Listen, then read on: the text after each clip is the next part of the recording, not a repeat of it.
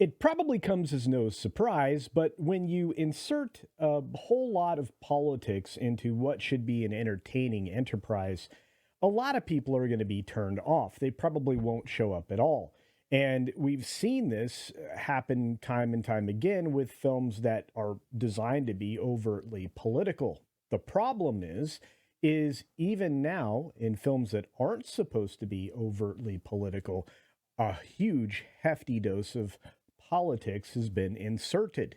And therefore, the audience in general is walking away from films. You can see that in the performance in the last weekend at the box office here domestically in the US when the sum of all films still didn't get to $100 million in performance. And this is a real problem for Hollywood. But what's worse is a film that sat on the shelf for, I think, about 2 years was recently released, and I did a review on it. It's called The American Society of Magical Negroes. And like clockwork, and as expected, it bombed horrendously. So let's talk about it. We'll get right there. Here we go. First of all, just a quick reminder we've got our friend Punk Waddle down there, and he is actually making it possible for me to do this pretty much full time. That's right. I sponsor myself through my website, beachpunk.us. And if you haven't been there, go check it out. It's down in the description below. And while you're down there, hit the subscribe button if you're not already, because there's still about 60% of you that aren't. But hey, let this be the time that you do. Anyway, check out the main website. I think you'll be able to find something there because we sell a lot of stuff. Anyway, let's jump into this article from that great location on the web, That Park Place. I'm going to tell you, I'm pretty much using a ton of their articles now, along with Bounding Into Comics, Fandom Pulse, and a few other places, in addition to the trades, which we know are super shilly. But anyway, our headline here from John F. Trent is The American Society of Magical Negroes bombs at box office. You cannot say it any more plainly or directly, and you cannot be more accurate. This film, again, only grossed a grand total of $1.25 million this last weekend.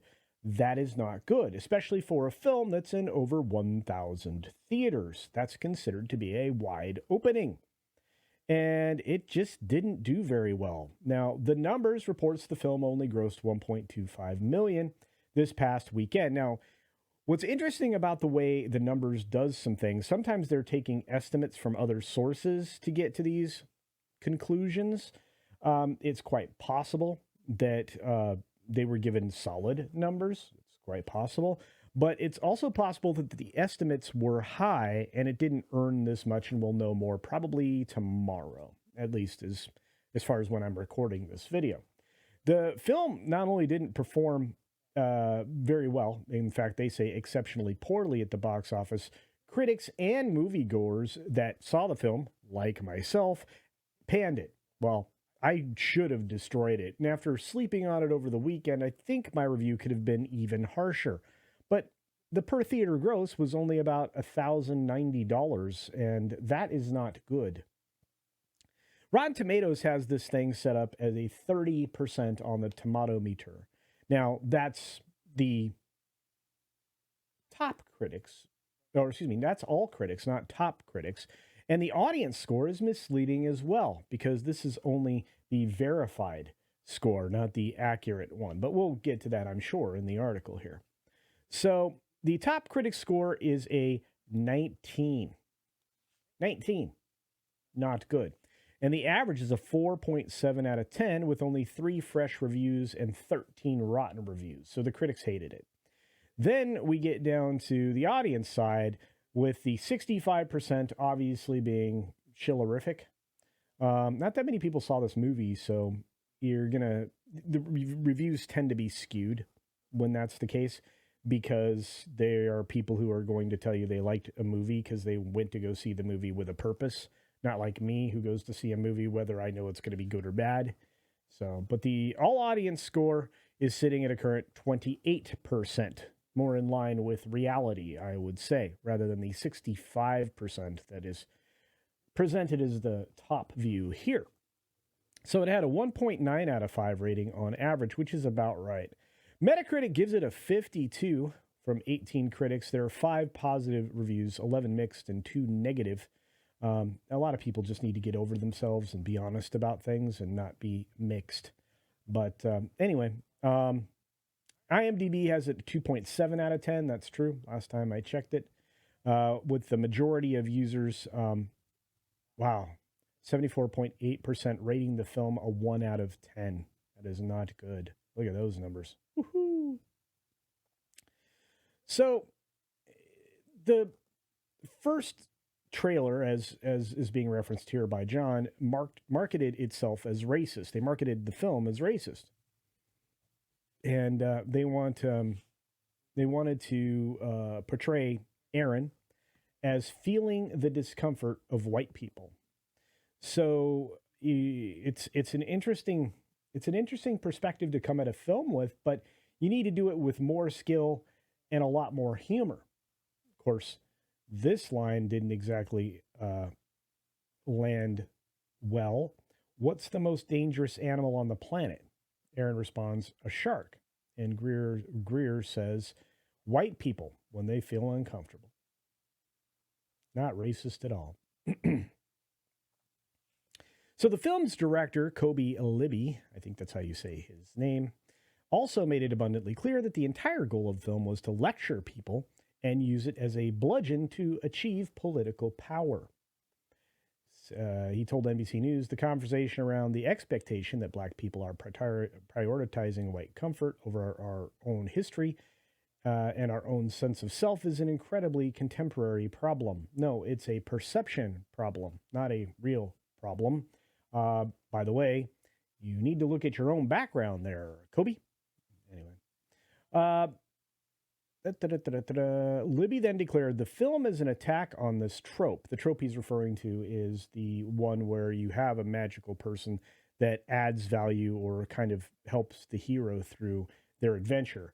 And of course, during the course of the film, as I've mentioned in my review, they're utilizing the things like Legend of Bagger Vance and The Green Mile to kind of convey this, using those tropes, as a matter of fact, in the film itself.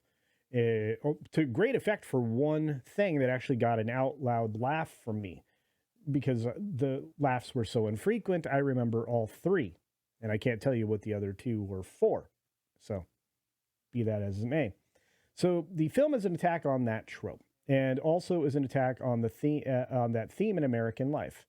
Who gets to be the center of American life? Well, you make yourself the center of your story, my friend. Whose lives matter and whose lives require marches, movements, and real effort to protect. I don't think any of that's true. Not anymore, at least not in this country. And again, you need to go back in time, Mr. Libby, and realize who was actually holding you down.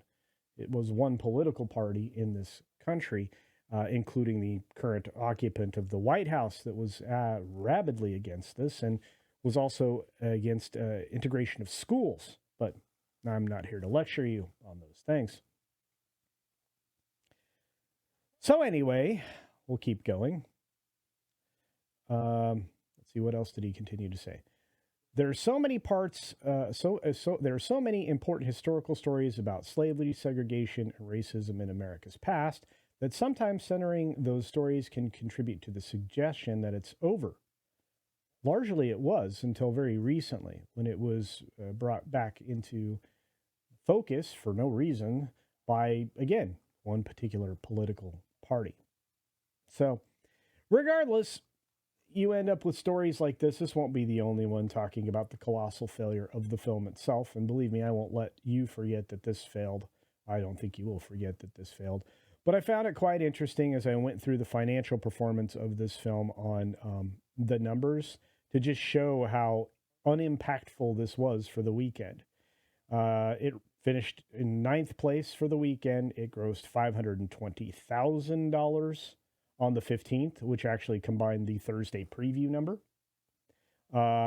It performed at $470,000 on the 16th, and on the 17th, it only made $260,000. It just kept falling off. Now, What's interesting is if you didn't combine Thursday and Friday, you would not have had this big opening here of $520,000. But that's the problem with Thursdays now that they're rolled into Friday. Anyway, $1.25 million on a per theater average on Sunday of $227. Not good. And of course, just to revisit these numbers from Rotten Tomatoes, you're looking at 19% of all critics and a 28%, or for about 250 ratings. That's how few people have gone to see this film. I don't see many people going to see this film. Not now, not in the future. There's nothing there to see. But hey, what are your thoughts? Could this film be considered a success?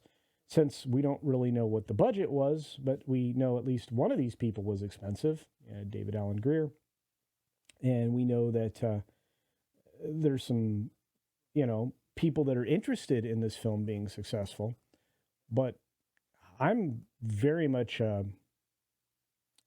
against this. I really, truly wish that this was made by somebody named Spike Lee or somebody of talent.